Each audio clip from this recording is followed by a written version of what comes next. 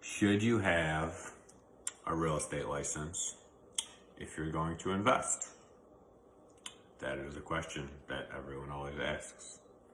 So, do you need it? No, you don't. Can you invest without it? Yes, you can. I only got my license, I think, last year. I think it's been a year. So is it useful? Yes, it is. I have paint all over my hands. I'm a good painter.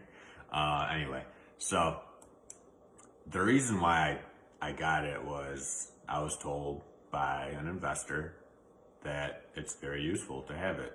And I didn't really understand how useful it was until I got it, right? So you can go look at deals as soon as they hit the market and put in an offer on it, and you're pretty much the first one to see it. I think I talked about that in a previous video. But I'll give you an example of a story that happened today, why having a license is so useful, right? So I went and looked at this duplex. I wasn't like blown away by it. If you saw my snap, it was the one that had the crazy staircase that literally if you walk down it, you're gonna break your neck. So that's why I wasn't a huge fan of it. There was 2 bedrooms upstairs, 1 bedroom downstairs, and it had like the kitchen. It was like this big, like kitchen and like living room area, like what you see here. And it had 1 bedroom. So it was just not the best setup for getting the optimal amount of rent, right? Both units were kind of crappy. But here's the cool thing. So we use Showing Time to book places to go look at them, right? So if you want to go look at a place, you go on Showing Time and you request a showing to go look at the property, right? And you have that as an agent. And some of them are show and ready and show, whatever it's called. Show and go. And that means as soon as you request it, you can go look at it. It's vacant, everything's good. The other ones where there's tenants involved or people living in it, like their residents, then that takes, right, a little bit more lead time. Anyway, moral of the story, you go look at it, and in Showing Time, it gives you you have to give feedback after your showing, right? And the agent can keep bugging you for feedback. And I never reply because who gives a shit, right?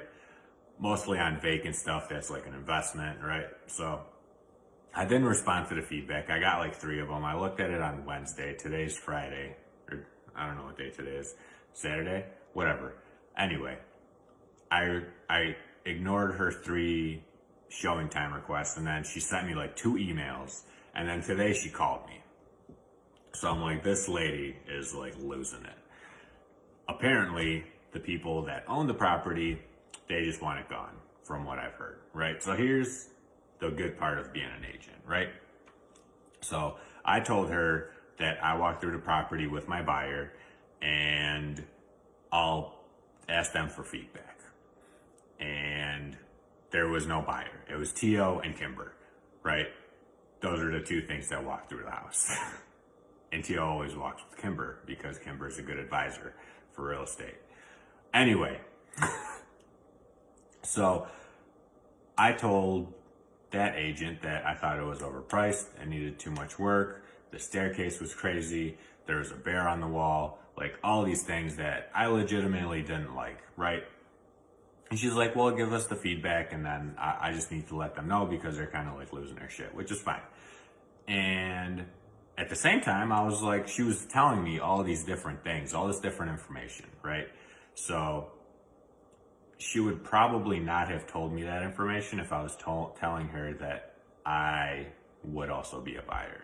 So after she told me all that, saying that they want to get rid of it, they don't want it, she thinks it's overpriced. She listed it over what? It was pretty funny, the conversation we had. But anyway, so towards the end of that conversation, I was like, hey, I do invest also, and I'd be interested in maybe putting an offer in. And I'd have to like check the rental rates and, figure out exactly what I have to spend on it, this and that.